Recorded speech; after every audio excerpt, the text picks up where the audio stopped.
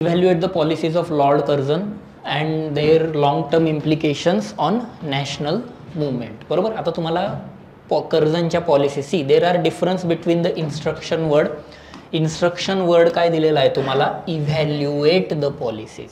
There is a difference between evaluate the policies and enlist the policies. कसं असतं चलो आता विषयच निघाला आहे तर आपण जरा डिस्कस करू त्यावरती. ते बाकीच्या गोष्टी चलते रहेंगे. कसं असतं इन्स्ट्रक्शन वर्ड असतात प्रत्येक प्रश्नाला. इव्हॅल्युएट असतो, क्लॅरिफाय आहे, डिस्कस आहे, आपलं नाही ना चर्चा झाली यावर इन्स्ट्रक्शन वर्डवर कशा पद्धतीने. एकदा तुम्हाला इन्स्ट्रक्शन वर्ड कळलं ना तुमचं स्ट्रक्चरिंग सोपं होऊन जातं. 50% काम तिथे जातं आणि एकदा स्ट्रक्चर बनलं 2-2 पॉईंट लिहिणं काही कौतुक नाही आहे मग ते. बरोबर. तर माझं म्हणणं काय असतं देर आर इन्स्ट्रक्शन वर्ड्सबद्दल आपण बोलूया.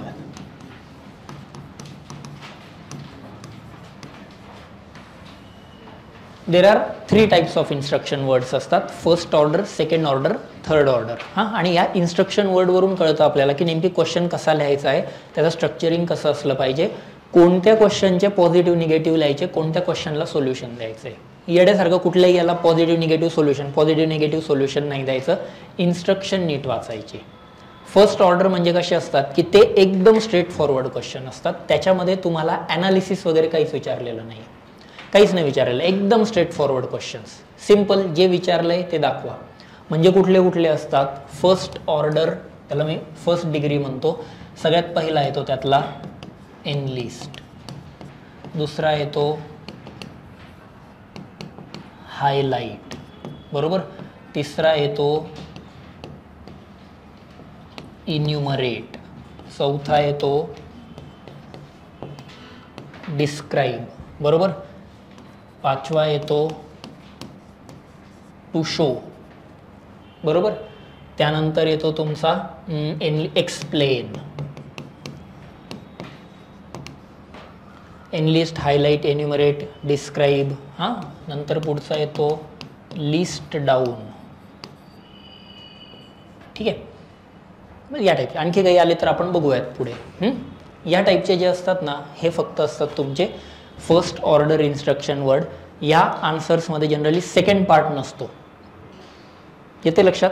ह्या क्वेश्चन्समध्ये अशा टाईपचा जर काही आला 2 पार्ट नसतात. हा question purely content oriented question असतो. प्युअरली कंटेंट म्हणजे जसं की फॉर एक्झाम्पल, बरोबर, काय विचारलं आहे तुम्हाला, काय ही बॉटल, बरोबर, ठीक आहे. तुम्हाला काय विचारलं आहे, डिस्क्राईब धिस बॉटल. सिंपल आहे ना. डिस्क्राईब म्हणजे काय मराठीमध्ये म्हणतात, वर्णन करा. या बाटलीचं वर्णन करा. काय वर्णन राहील, लाल रंगाची आहे, इथे थोडासा कलर गेलेला आहे, त्याच्यावर काहीतरी प्रयास नाव लिहिलेलं आहे, स्टीलचं झाकण आहे, आतमध्ये काहीतरी पाणी बिणी असायला पाहिजे, बरोबर. नंतर काय थंड पाणी आहे, गरम पाणी, बस दॅट्स इट. हे डिस्क्रिप्शन आहे. ही अशी ठेवली की अशी जाते, बस दॅट्स इट. याच्यामध्ये हे नाही मी सांगत ही बाटली चांगली आहे का वाईट आहे. येते लक्षात. डिस्क्राईब, वर्णन करा, विषय संपला. याला म्हणजे फर्स्ट ऑर्डरला मी चांगल्या भाषेमध्ये असं म्हणतो की बायोडेटा फॉर्म असतात ना लग्नाचे, ते बायोडेटा फॉर्म म्हणजे डिस्क्राईब. वर्ण गोरा, उंची 5.4 फूट, बरोबर, मामाचं कुळ. हे मामाचं कुळ का बरं विचारतात मला ते अजून समजलं नाही आहे, पण जाऊ दे, ते वेगळी चर्चा आहे, जरा कधीतरी बोलूयात त्यात. असंच असतं ना, ते फक्त वर्णन असतं, ते असतं डिस्क्राईब. डिस्क्राईबमध्ये प्रश्नाच्या वाकड्यात घुसायचं नाही. जेवढं विचारलंय ना तेवढंच नाही, that's it, end of the story. Enlist, तुम्हाला फक्त यादी करायला लावली, संपला विषय. Enlist the reasons behind 1857 revolt, संपला विषय. तुम्हाला फक्त कारणं विचारली, बाकी काहीच लिहायचं नाही, बरोबर. एनलिस्ट द फीचर्स ऑफ प्रधानमंत्री ग्राम सडक योजना. स्कीम चांगली आहे का वाईट आहे ते नाही लिहायचं. तुम्हाला फक्त फीचर विचारले, फीचर दाखवा. Highlight, highlight the characteristic of a civil servant. Simple असा प्रश्न असेल, हायलाइट, फक्त कॅरेक्टरिस्टिक सांगा. हायलाइट, चांगलं आहे का वाईट आहे ते नाही सांगायचं. त्याच्यासाठी दुसरा इन्स्ट्रक्शन वर्ड येतो. येतं लक्षात. मग जो जास्त हायलाइट करेल त्याला जास्त मार्क देईल. Explain the evidences of continental drift. पुरावे कॉन्टिनेंटल ड्रिफ्ट थेअरीचे, जो जास्त सांगेल त्याला मार्क देईल. एक्सप्लेन विचारलंय फक्त, दॅट्स इट. येतं लक्षात. इन्स्ट्रक्शन वर्ड या पद्धतीने जातात. हां, याच्यानंतर येतात तुमचे सेकंड ऑर्डर. हे झाले फर्स्ट ऑर्डर. आता येतात सेकंड ऑर्डर. सेकंड ऑर्डरमध्ये काय काय असतं तुमचं, डिस्कस,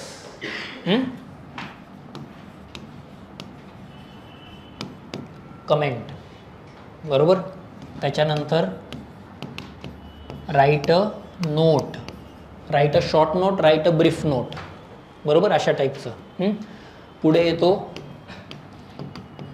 राईट अँड एसे. एसे म्हणजे तो एसे नाही, असं याच्यामध्ये विचारतात कधी कधी. Write and essay on land reform movement in India, अशा टाईपचे क्वेश्चन्स येतात. यांना मी म्हणतो हे असतात तुमचे second order keyword. Second order कीवर्डमध्ये कसं असतं की 80% केसेसमध्ये तुम्हाला स्टेटमेंटला सपोर्टच करायचं आहे, चर्चा करा असतं ना. Discuss the reasons behind 1857 revolt, चर्चा करा. आणि चर्चा करता करता जाता जाता चर्चेअंती काहीतरी थोडेफार खटके पण उडतात ना, असंच असतं ना. चर्चा करता सगळे एकाच दिशेने कशी चर्चा जाईल ती. मग आता बायोडेटा फॉर्माला एक्सप्लेन करून झालं, आता चर्चेला बसतात ना, बरोबर. मग चर्चा करताना सगळं थोडी स्मूथ जातं. 80% गोष्टी सगळं हातचे राखूनच बोलतात, छान छान छान छान छान, पण एखाद दुसरा डायलॉग असतो खटकतोच.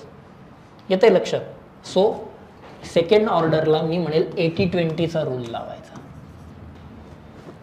80% you should be supporting the statement, काही दिलेलं असू द्यात. 20% अपोजमध्ये जायचं. कुठे अपोजमध्ये जायचं? मेन बॉडीमध्ये नाही जायचं. निगेटिव्ह साईड ही जी असते 20% वाली, ही कन्क्ल्युजनमध्ये दाखवायची. येतंय लक्षात. Discuss the impact of 1857. Impact नाही म्हणणार मी त्यात, ते सपोज जर असं विचारलं गेलं, हां, discuss the features of this bottle, simple. त्याच बॉटलवर जो सिलेबसच्या टॉपिकला जरा नंतर हात लावू आपण. Discuss the features of this bottle. Discuss the feature म्हणजे काय? आता फीचर सांगायचे, कन्क्ल्युजनमध्ये सांगेल बाटली चांगली आहे का वाईट आहे. मी हे सांगेल एवढं सगळं तर ठीक आहे, पण बाटलीची साईजच छोटी आहे, बाटलीची साईजच मोठी आहे, कलर नव्हता जायला पाहिजे, बरोबर, मटेरियल दुसरं वापरायला हवं होतं, हे थोडेसे निगेटिव्ह आले, पण ते कन्क्ल्युजनमध्ये. येते लक्षात. सिमिलरली कमेंटचं पण तसंच आहे. मी काहीतरी कमेंट पास करतोय ना, दरवेळेसच चांगले कमेंट कसं काय पास होते, थोडेसे अपोजवाल्या पण जातील. राईट अ नोट, राईट अन एसे. तुम्ही जेव्हा नोट्स काढतात सगळे अँगल लिहितात, पॉझिटिव्ह निगेटिव्ह वाले. इथंही तसंच असतं. सो आता इन्स्ट्रक्शन वर्ड बघा, त्यानुसार आन्सर रायटिंग करा. क्लिअर. आणि तिसरे येतात थर्ड ऑर्डरवाले. त्यांना मी म्हणतो की these are of ultimate difficulty. याच्यामध्ये मग कुठले कुठले येतात? एक येतं तुमचं एक्झामाइन, दुसरं येतं इव्हॅल्युएट, असेस, ॲनालाइज आणि क्रिटिकली. क्रिटिकली किंवा क्रिटिकल हे जर आले, हे थर्ड डिग्रीवाले. इथं काय असतं तुमचं? इथे 50-50चा रूल लावायचा. 50% पॉझिटिव्ह, 50% निगेटिव्ह. कन्क्ल्युजनमध्ये सोल्युशन या पद्धतीने, बरोबर. 50-50 म्हणजे रफली नाही बरं का, म्हणजे 4 पॉईंटवर माहीत असेल, खाली 3 माहिती आहे, ते वरती 4 लिहून यायचे. मी सांगितले म्हणून वर पण 3 आणि खाली पण 3, त्याला कंटेंट कमी असलेला आन्सर म्हणतात ते. 50-50 म्हणजे दोन्ही अँगल आन्सरमध्ये आले पाहिजेत, मेन बॉडीमध्येच. येतंय लक्षात. कशा पद्धतीने? तर म्हणजे एक्झामाइन दिस बॉटल, मग मी एक्झामाइन करेल. आता मग एक्झामिनर, मग हे कशामुळे? आता सपोज लेट से मी तुमचं आन्सर इव्हॅल्युएट केलं, इव्हॅल्युएट करणार, एक्झामाइन करणार, असेस करणार किंवा ॲनालाइज करणार, असंच असतं ना. किंवा काहीतरी क्रिटिकल कमेंट देणार, क्रिटिक तेच काम करतो ना. आता मी तुमचं जेव्हा आन्सर चेक करतो तेव्हा मी दोन्ही गोष्टी बघतो, याने काय चांगलं लिहिलं आहे, याने काय खराब लिहिलं आहे. खराब लिहिलं आहे म्हणजे काय लिमिटेशन आहेत, बरोबर ना. आणि सगळ्यात शेवटी मी त्यावर कन्क्ल्युजन देतो. कन्क्ल्युजन म्हणजे आयदर सोल्युशन, तुम्हाला फीडबॅक मिळतात, किंवा माझं ओपिनियन देईल. माझं ओपिनियन म्हणजे काय? मार्क्स द्या की ओपिनियन मग कन्क्ल्युजनमध्ये, की from about discussion it can B concluded that असं असं आहे, किंवा या ड्रॉबॅक्सवर सोल्युशन काढण्यासाठी हे हे हे हे आपण करू शकतो. That's it. आणि याचं फ्रिक्वेन्सी थोडीशी जास्त असते. या टाईपचे क्वेश्चन विचारले जातात, कारण यामध्ये 2-3 अँगल येतात ना आन्सर रायटिंगमध्ये. तर या टाईपचे, हे अशा टाईपचे प्रश्न आले की हे डायरेक्ट फुल टॉस असतात. जास्त काही डोकं लावावं लागत नाही, घोका ओका आगे बढो. UPSC नाही विचारत त्यामुळे जास्त. या दोघांवर जास्त फोकस आहे. त्यात पण याच्यावरती जास्त आहे. आले लक्षात कशा पद्धतीने जातात. आणखी काही इन्स्ट्रक्शन वर्ड तुम्ही वाचलाय जो माझ्याकडनं राहिला, बरेच आहेत बरं का, 51-52 आहेत किंवा तुम्ही पाहिलं वाचलाय किंवा अगोदरच्या टेस्टमध्ये झालाय, ते मी याच्यात नाही जात बरं का. व्हॉट, हाऊ, व्हेन, व्हेअर वगैरे यात नाही जाते मी, ते डायरेक्ट स्ट्रेट फॉरवर्ड आन्सर देतो. What is your name, my name is Aditya, त्याला नाही प्रस्तावना द्यायची. बोललोय ना मी यावर पण आधी, WH type questions there shouldn't be any प्रस्तावना फॉर दिस, की धुळ्याचा असलेला मी, रविवारी जन्म झाला ज्याचा 1990 साली, अशा व्यक्तीचे नाव असेल आदित्य, हे असलेने फालतू चर्चा करायची. What is your name, my name is Aditya, मग पुढे बोलायला सुरुवात करा. So WH type what, where, how, when, direct आन्सरने सुरुवात करायची. डू यू थिंक वाला क्वेश्चन. आता बघा, हे तर हे झाले इन्स्ट्रक्शन वर्ड बरोबर ना. आता मी सांगतो डू यू थिंक वगैरे काय असेल. अजून काही इन्स्ट्रक्शन वर्ड माहिती आहेत कोणाला. इल्युसिडेट, तो इथे येतो, परफेक्ट. इल्युसिडेट तो इथे येतो. अजून काही. इलॅबोरेट आहे का, इथंच येईल ना तो. इलॅबोरेट म्हणजे हे करा. 1 मिनिट फक्त. बरोबर, परफेक्ट. क्लॅरिफाय पण येतच येतो. हां, जस्टिफाय याच्यात येईल. नाही, जस्टिफाय याच्यात टाकेल मी. जस्टिफाय म्हणजे काय, तुम्हाला त्यांनी सांगितले जस्टिफाय करा, त्याला तुम्हाला जस्टिफाय करायचं नाही. You are like a lawyer in that case, बरोबर, की याने चोरी केली आहे मला पण माहिती आहे, पण आता मला सांगितलं UPSCने जस्टिफाय करा, संपला विषय. लॉयरचं काम जस्टिफाय करणं आहे. मी त्याच्या खऱ्या खोट्यात नाही जाणार. आय वोंट बी अ जज in that case. Me direct justify करेल, बिकॉज व्हर्डिक्ट इज ऑलरेडी देअर, की यस हे झालंय, आता तू फक्त डिफेंड करायचं त्याला, तो जस्टिफाय. सबस्टॅन्शिएट इथेच येईल परत तो पण. सबस्टॅन्शिएट म्हणजे काय, एक्झाम्पल देणे. सबस्टॅन्शिएट विथ एक्झाम्पल असंच असतं ना त्यात ते. सो सबस्टॅन्शिएट इथेच येईल. कुठे,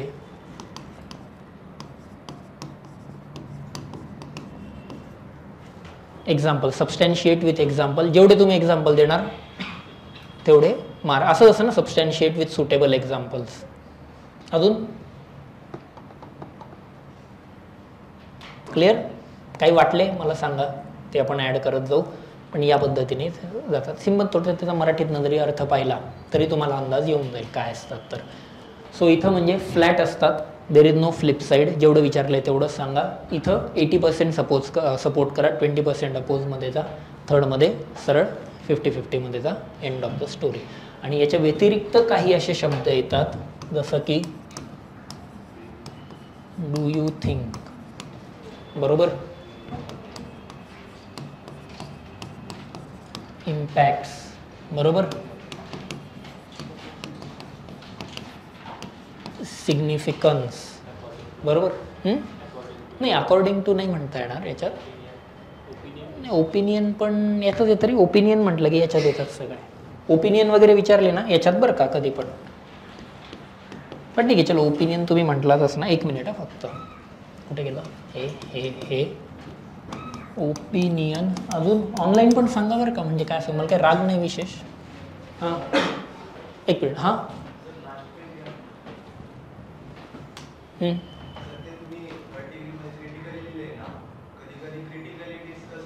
क्रिटिकली कधी पण येऊ दे, कोणालाही क्रिटिकली लागला ना तो याच कॅटेगरीत टाकायचा.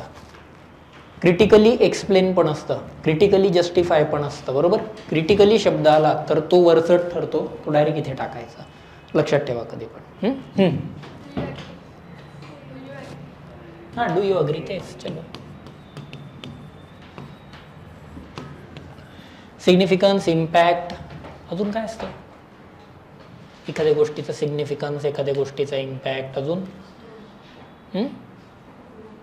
काय काय, रोल, यस, परफेक्ट. अजून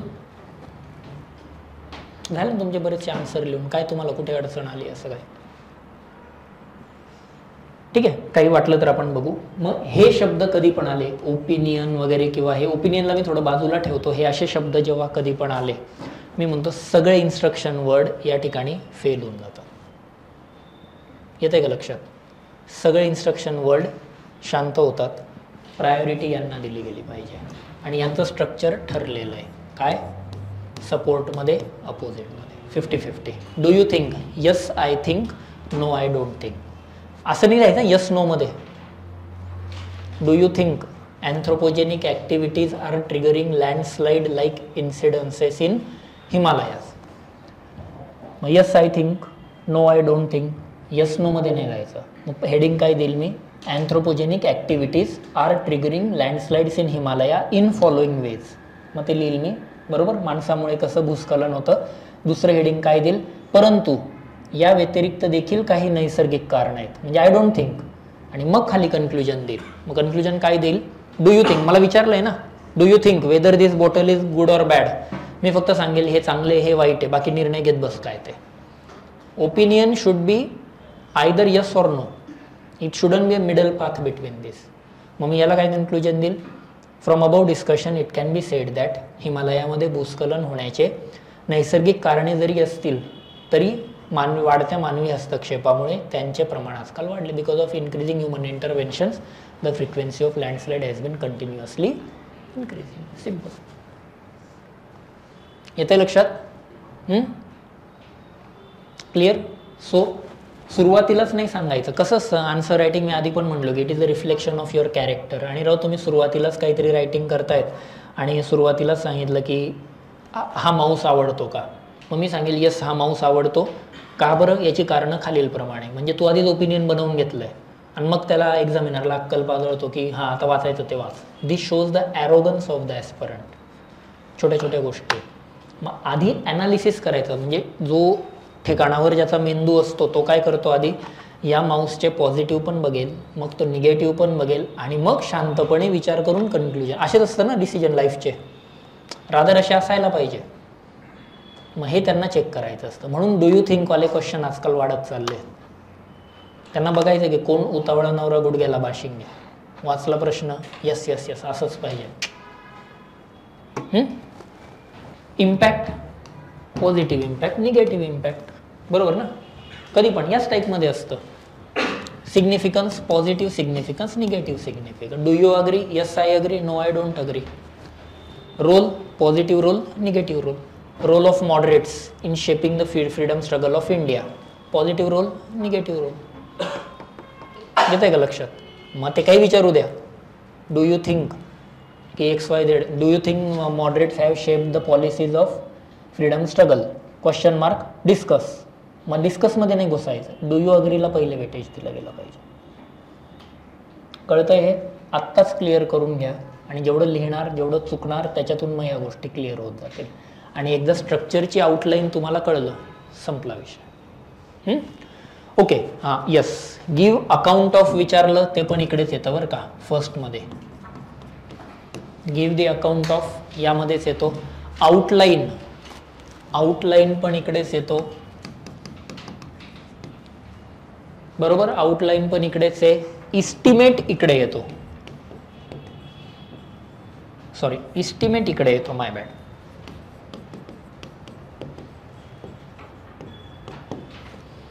इस्टिमेट विचारलेत ना. इस्टिमेट म्हणजे काय, काय चांगलं आहे काय वाईट आहे त्याच्यातलं, तर मग ते इस्टिमेट येतो. डिफरन्शिएट हा एक वेगळा कीवर्ड येतो, त्याचं स्ट्रक्चरच वेगळं जातं डायरेक्ट. हे क्लिअर आहे इथेपर्यंत, काय डाऊट यात, ऑल ओके. आता विचारलंय तुम्हाला काय, इस्टिमेट विचारलंय, सॉरी डिफरन्शिएट विचारलंय ना. डिफरन्शिएट, कंपेअर, कॉन्ट्रास्ट, असे हे 3 कीवर्ड्स आहेत. याचं स्ट्रक्चर डायरेक्ट या फॉर्मॅटमध्ये असतं.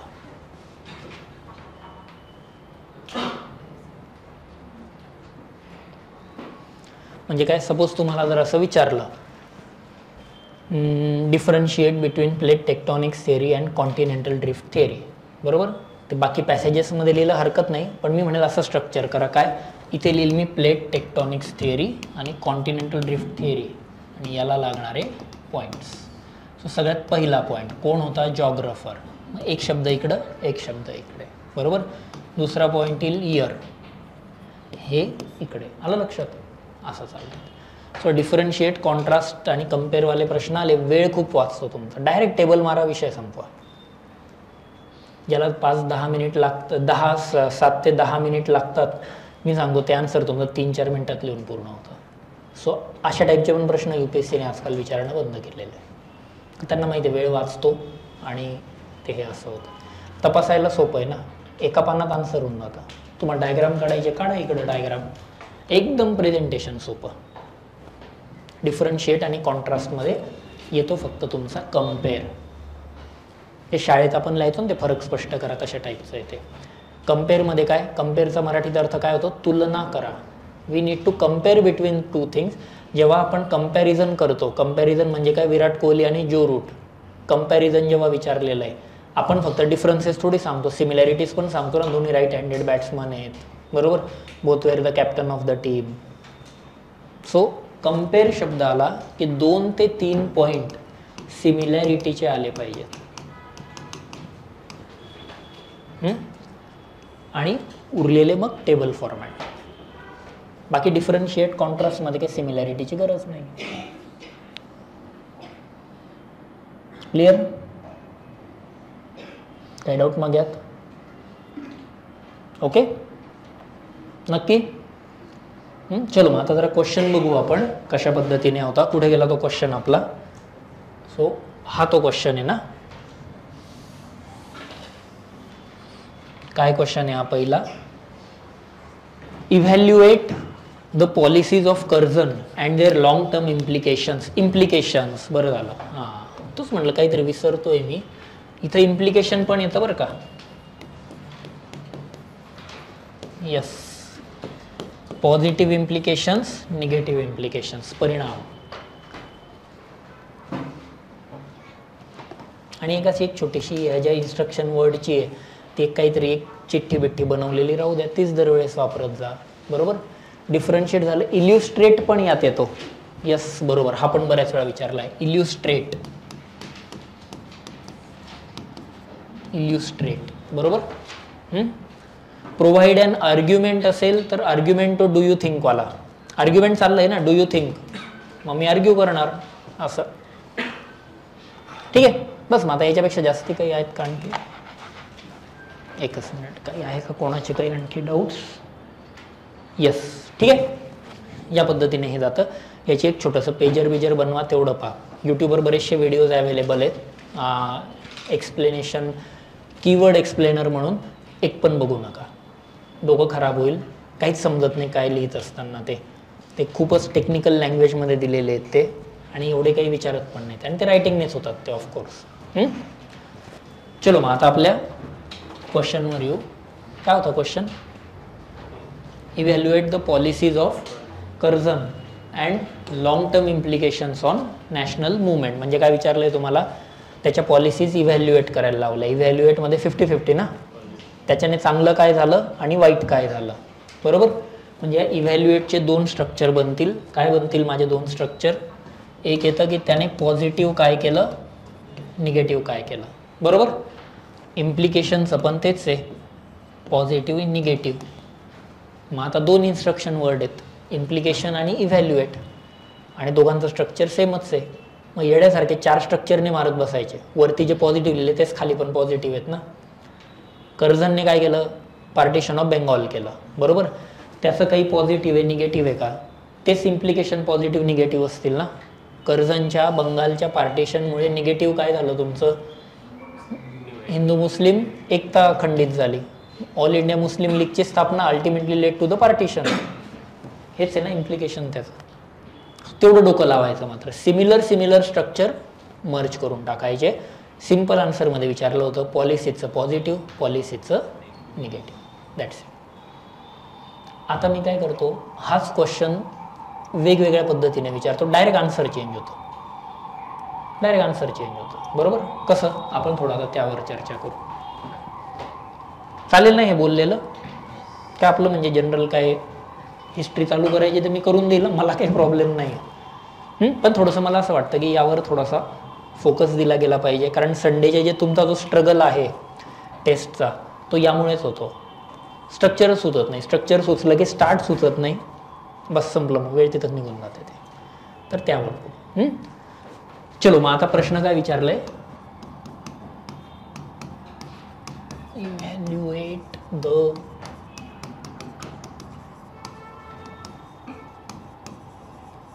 सिंपल. पुढचं जाऊ द्या, आता सगळं मर्जच करायचं आहे ना आपल्याला. हा सिंपल एवढा प्रश्न आहे, त्या पॉलिसीज इव्हॅल्युएट. पहिला प्रश्न असा विचारला. दुसरं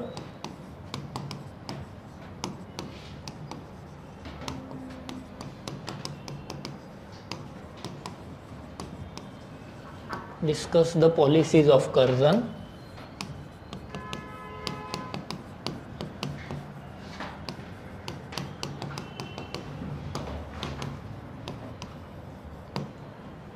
तिघांचे आन्सर वेगवेगळे.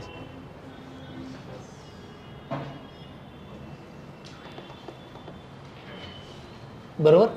पहिला प्रश्न काय, एक्सप्लेन द इव्हॅल्युएट. दुसरे डिस्कस. तिसरे enlist. Enlist, enumerate, illustrate, give the account of, काही वापरा तिथला, डिस्क्राईब वगैरे कुठलाही शब्द वापरा. प्रश्न आपण काय करतो अभ्यास करताना, आपण फक्त कर्झन बघतो. बरोबर. कर्झनच्या त्या काही 5-6 पॉलिसीज येतो, 10 वेळा रिव्हिजन करतो, रट्टा मारतो. कर्झन एकदम म्हणजे फेमस आहे व्हॉइस रॉय, आणि मग त्याच्या पॉलिसी वगैरे सगळं माहीत असतो, लिहून येतो, मार्क्स मिळत नाही. हाच तर इश्यू आहे. क्वेश्चनची अंडरस्टँडिंग बघा, त्यांना काय पाहिजे एक्झॅक्टली. त्याने विचारलंय का तुम्हाला, आता ह्या प्रश्नामध्ये analyst the policies of Curzon. प्रश्न सांगतो, तुम्ही फक्त पॉलिसीज लिस्ट करा. तुमचं डोकं नका वापरू. पॉलिसी चांगल्या आहेत, वाईट आहेत, त्याने काय झालं, कसं झालं, काय काय काय काय सोडून द्या. End of the story. Start कन्क्लुजनमध्ये मी जात नाही, आधी मेन बॉडीवर काम करू.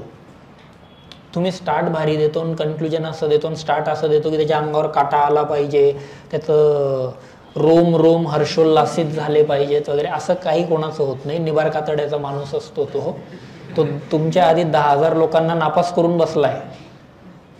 कुछ नाही होता उसे.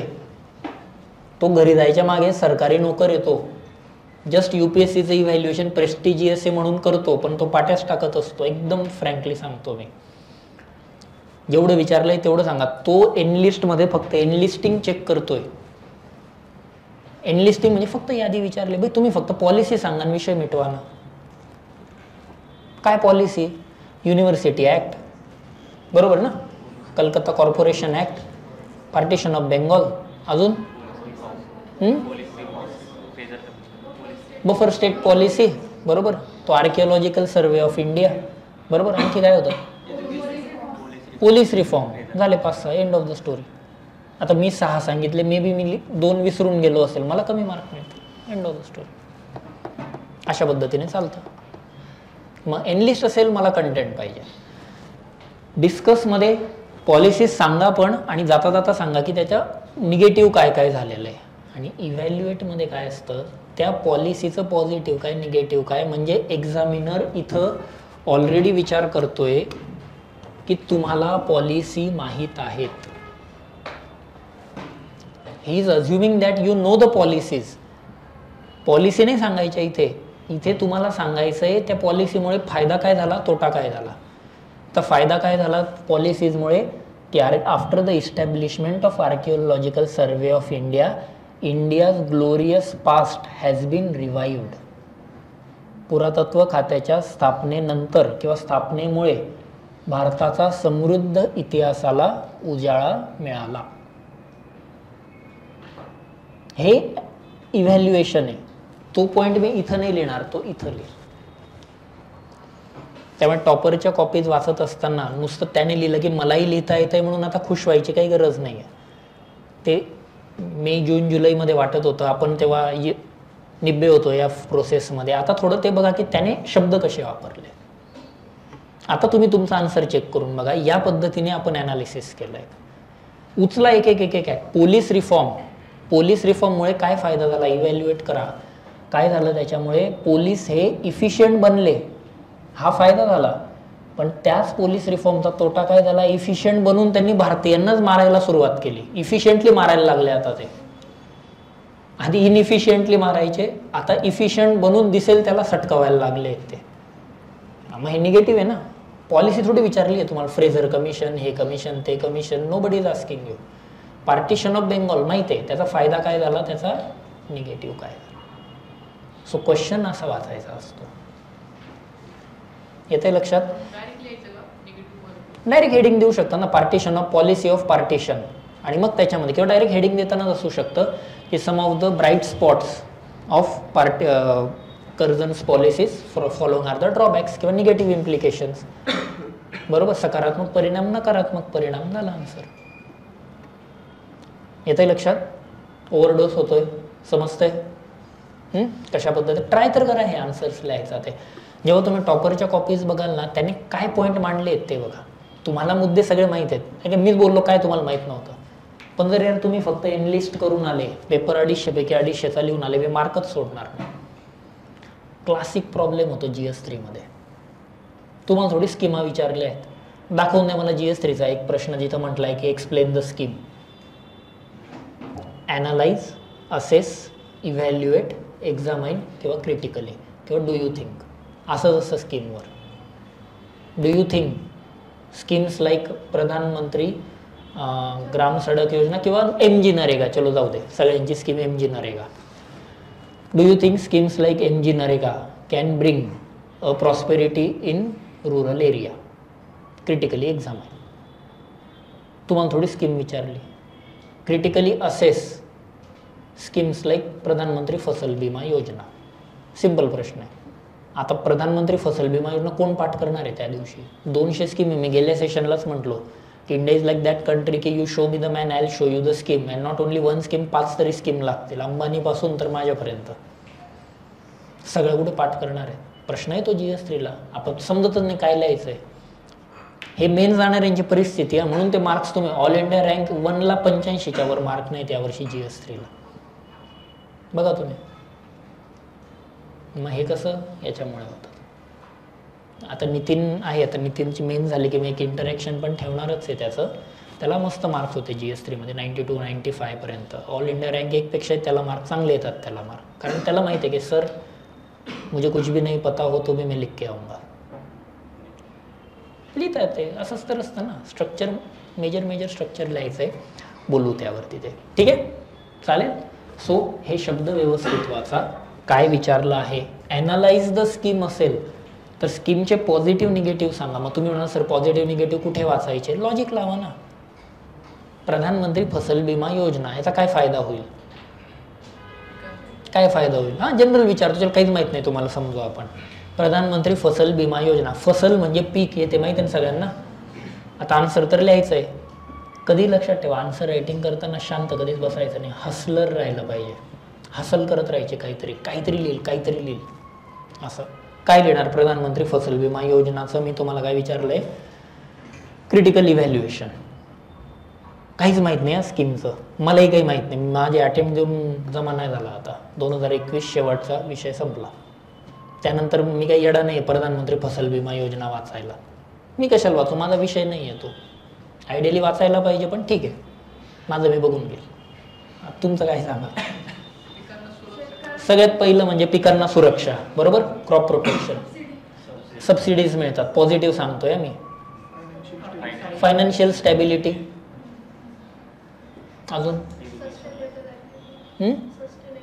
सस्टेनेबल इन्कम येते शेतकऱ्याला. It protects farmers from the shock. अजून प्रोडक्टिव्हिटी वाढवू शकते. यस, कारण तेच पैसा तो परत पुढच्या पिकामध्ये लावतो. झाले 5 पॉईंट. अजून रिस्क घ्यायची कॅपॅसिटी वाढते. परफेक्ट पॉईंट येते. झालं की कुठं स्कीम माहिती आहे मला? हां, योग्य भाव वगैरे पेक्षा क्रॉप इन्शुरन्स कधी येतो? क्रॉप नष्ट झाल्यावर. भाव नाही येणार त्यामध्ये. पण झाले 5 पॉईंट.